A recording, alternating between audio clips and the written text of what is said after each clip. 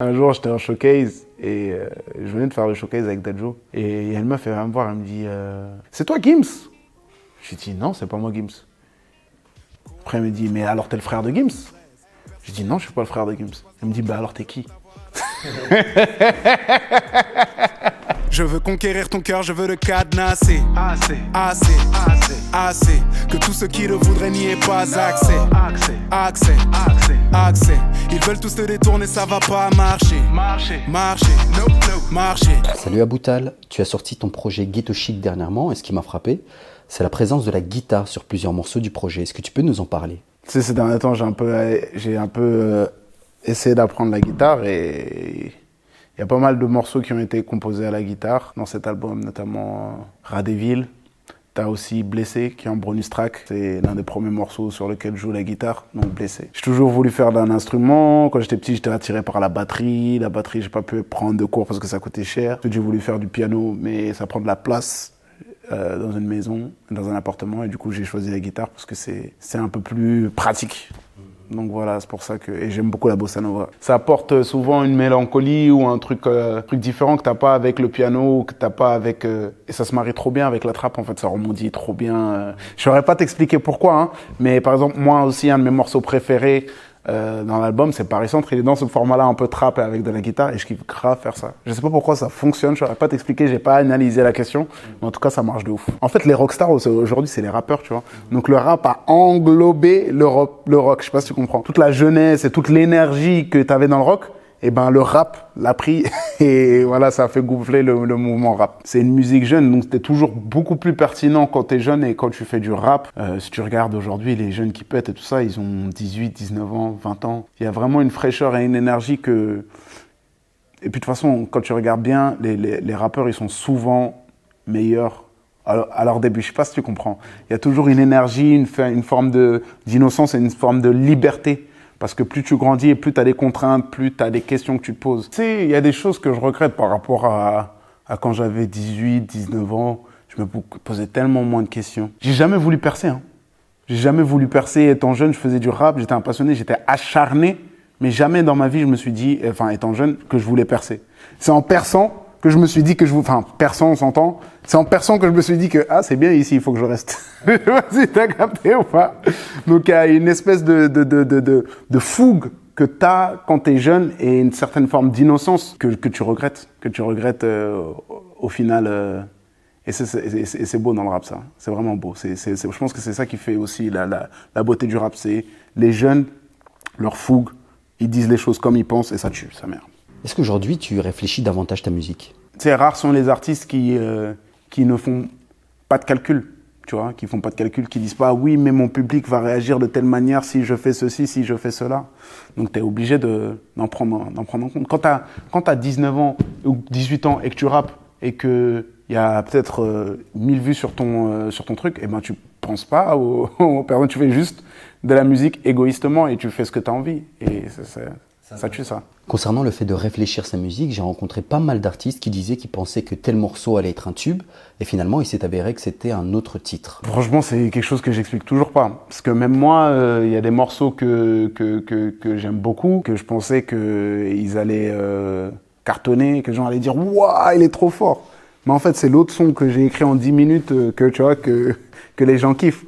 Et c'est moi-même je suis dans la position des personnes qui te disent ça, tu vois. Donc c'est vraiment quelque chose que je ne saurais pas expliquer. Peut-être que c'est parce que pour parler de moi, je suis habitué à ce que je fais et les gens aiment ce que je fais. Mais moi personnellement, j'ai envie de faire autre chose ou bien j'ai envie de tester d'autres trucs, de sortir de ce que je fais habituellement. Mais peut-être que les gens ils t'aiment pour autre chose. Je sais pas si tu comprends.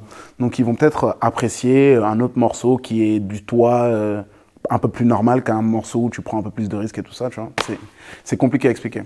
Est-ce que le changement c'est quelque chose de positif pour un artiste? Je pense que tu peux pas faire une carrière de 20 ans en gardant toujours la même chose. Je pense. Et du moins, je n'ai pas l'exemple. Hein.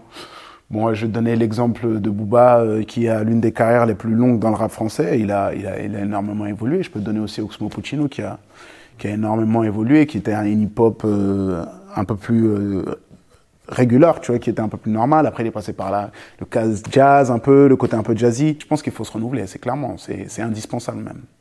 Et tous les artistes que j'aime se sont renouvelés. Est-ce que tu as une collab dans ce projet qui t'a particulièrement marqué? Avec Amine D1, le premier track. C'est un morceau, justement, je suis pas dessus. Il y a que Amine qui fait du violon.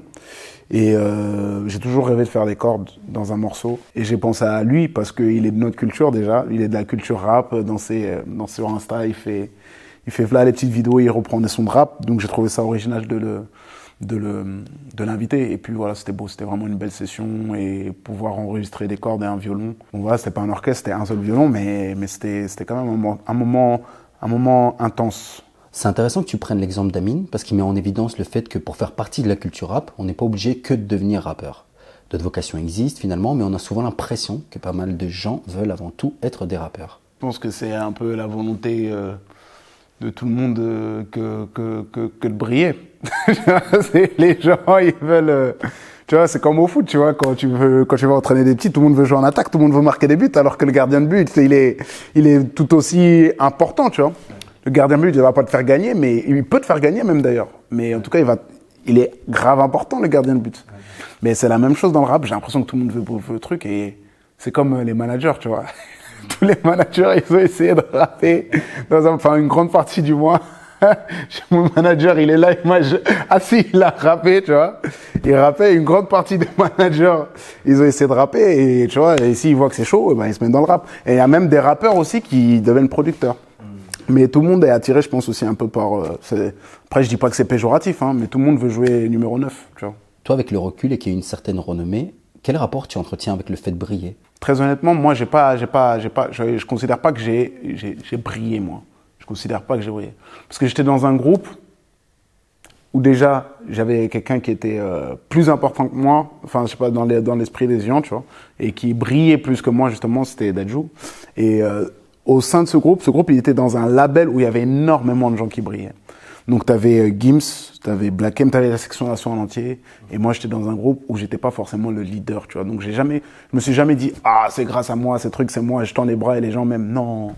J'ai jamais été dans ça et j'ai toujours su que la brillance que j'avais, c'était juste la réflexion du soleil, de la lumière d'autres personnes. Donc, je me considère pas que j'ai réellement brillé par moi-même. Pour essayer de répondre à ta question, je pense pas que ce soit un aboutissement. Je pense pas que ce soit un aboutissement. Moi, j'ai jamais été quelqu'un... Comme je t'ai dit, étant jeune, j'ai jamais voulu percer. J'aime que la musique. J'aime que la musique, gros. C'est que ça. Donc pour moi, c'est pas un aboutissement. Tu as parlé justement de cette fameuse réflexion. Est-ce que ça peut créer des conflits au sein d'un groupe? Est-ce que ça crée des conflits? Non, justement, ça te permet de rester à ta place. Ça te permet de rester à ta place et d'être humble. Je sais pas si tu comprends.